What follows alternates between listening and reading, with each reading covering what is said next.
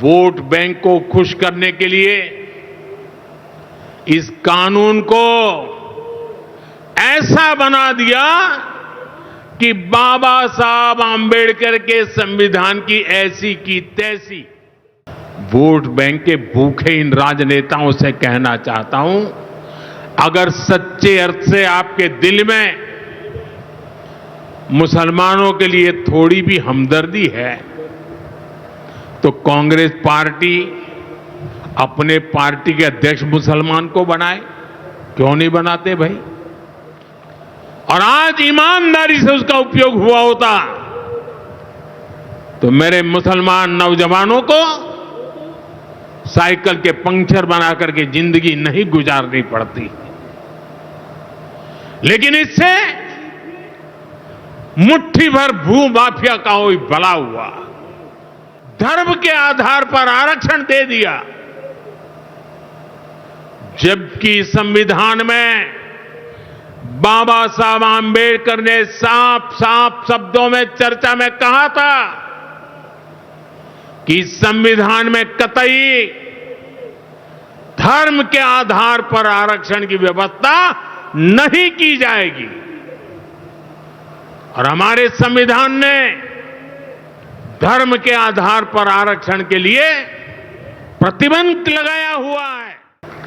कांग्रेस ने हमारे पवित्र संविधान को सत्ता हासिल करने का एक हथियार बना दिया। जब जब कांग्रेस को सत्ता का संकट दिखा, उन्होंने संविधान को कुचल दिया। कांग्रेस ने आपातकाल में संविधान की स्पिरिट को कुचला ताकि जैसे तैसे सत्ता बनी रहे। संविधान की भावना है कि सबके लिए एक जैसी नागरिक संहिता हो, जिसे मैं कहता हूं सेक्युलर सिविल कोड। लेकिन कांग्रेस ने इसे कभी लागू नहीं किया। उत्तराखंड में भाजपा सरकार आने के बाद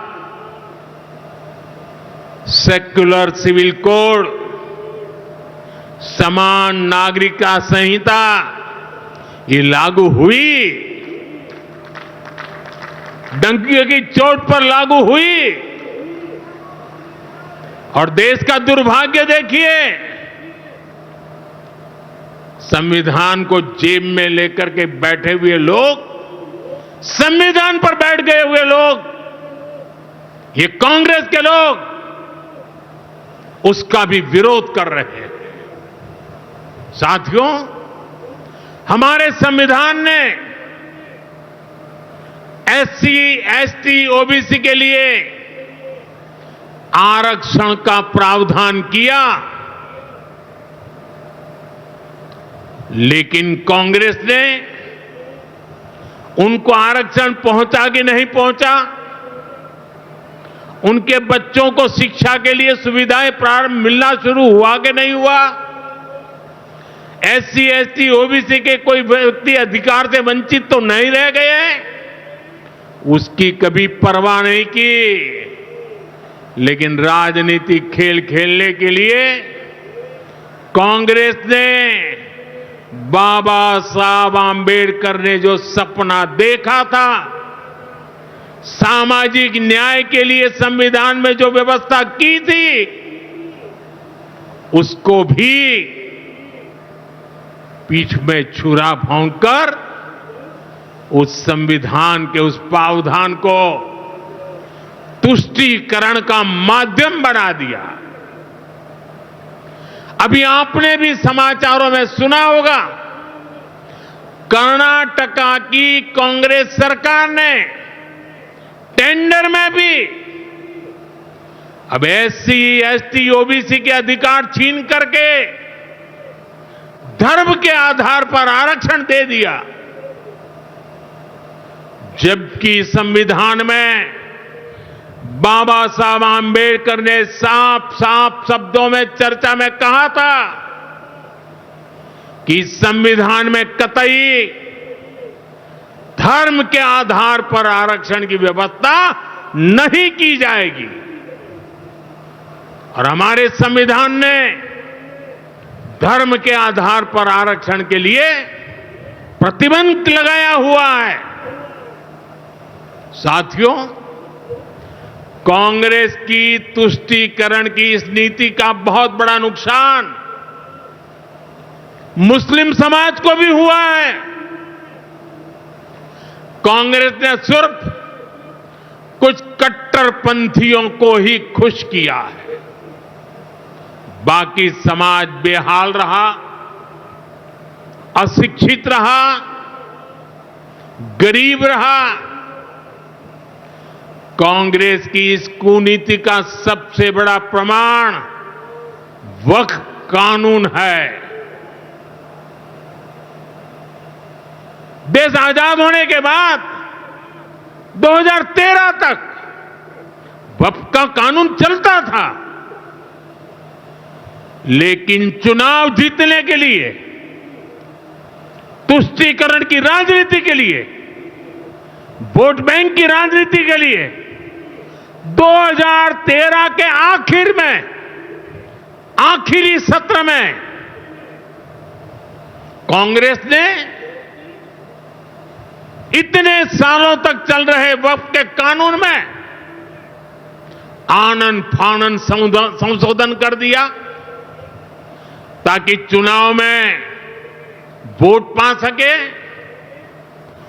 वोट बैंक को खुश करने के लिए इस कानून को ऐसा बना दिया कि बाबा साहब आंबेडकर के संविधान की ऐसी की तैसी संविधान से ऊपर कर दिया। ये बाबा साहब का सबसे बड़ा अपमान का काम था। साथियों, ये कहते हैं कि उन्होंने मुसलमानों के हित में किया।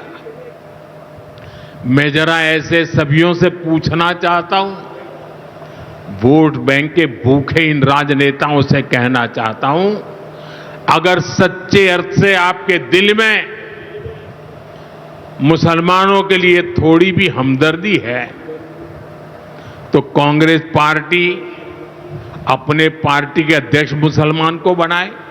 क्यों नहीं बनाते भाई? संसद में टिकट देते हैं, 50% मुसलमानों को दो, जीत करके आएंगे तो अपनी बात बताएंगे। लेकिन ये नहीं करना है। कांग्रेस में तो कुछ नहीं देना है। देश के नागरिकों के अधिकारों को छीनना और देना, इनकी नीयत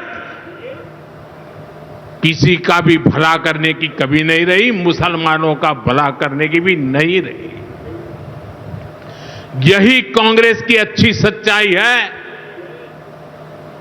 साथियों, वक्फ के नाम पर लाखों हेक्टेयर जमीन पूरे देश में है। इस जमीन, इस प्रॉपर्टी से गरीब का, बेसहारा महिलाओं बच्चों का भला होना चाहिए था। और आज ईमानदारी से उसका उपयोग हुआ होता तो मेरे मुसलमान नौजवानों को साइकिल के पंक्चर बना करके जिंदगी नहीं गुजारनी पड़ती। लेकिन इससे मुट्ठी भर भू माफिया का कोई भला हुआ। पसमानदा मुस्लिम इस समाज को कोई फायदा नहीं हुआ। और ये भूमाफिया किसकी जमीन लूट रहे थे? ये दलित की जमीन लूट रहे थे, पिछड़ों की जमीन लूट रहे थे, आदिवासी की जमीन लूट रहे थे, विधवा महिलाओं की संपत्ति लूट रहे थे। सैकड़ों विधवा मुस्लिम महिलाओं ने भारत सरकार को चिट्ठी लिखी, तब जाके कानून की चर्चा आई है।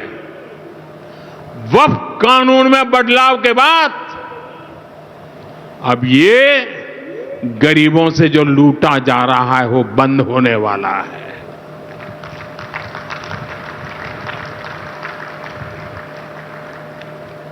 और सबसे बड़ी बात, हमने एक बहुत बड़ा जिम्मेदारीपूर्ण महत्वपूर्ण काम किया है। हमने इस वक्फ कानून में एक और प्रावधान किया है। अब नए कानून के तहत,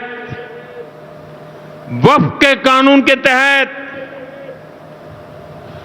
किसी भी आदिवासी की जमीन को हिंदुस्तान के किसी भी कोने में आदिवासी की जमीन को, उसके घर को, उसकी संपत्ति को ये वक्फ बोर्ड हाथ भी नहीं लगा पाएगा। ये आदिवासी के हितों की रक्षा करने का, संविधान की मर्यादाओं का पालन करने का हमने बहुत बड़ा काम किया है। नए प्रावधानों से वक्फ की भी पवित्र भावना का सम्मान होगा।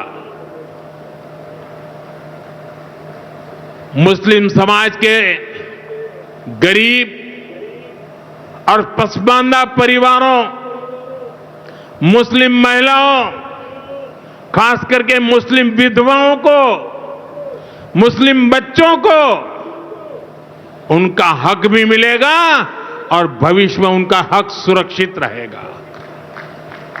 और यही तो बाबा साहब आंबेडकर ने संविधान के स्पिरिट में हमें काम दिया हुआ है। यही असल स्पिरिट है, यही असली सामाजिक न्याय है। साथियों, हमारी सरकार ने 2014 के बाद बाबा साहब आंबेडकर की प्रेरणा को आने वाली पीढ़ियों तक पहुंचाने के लिए अनेक महत्वपूर्ण कदम उठाए।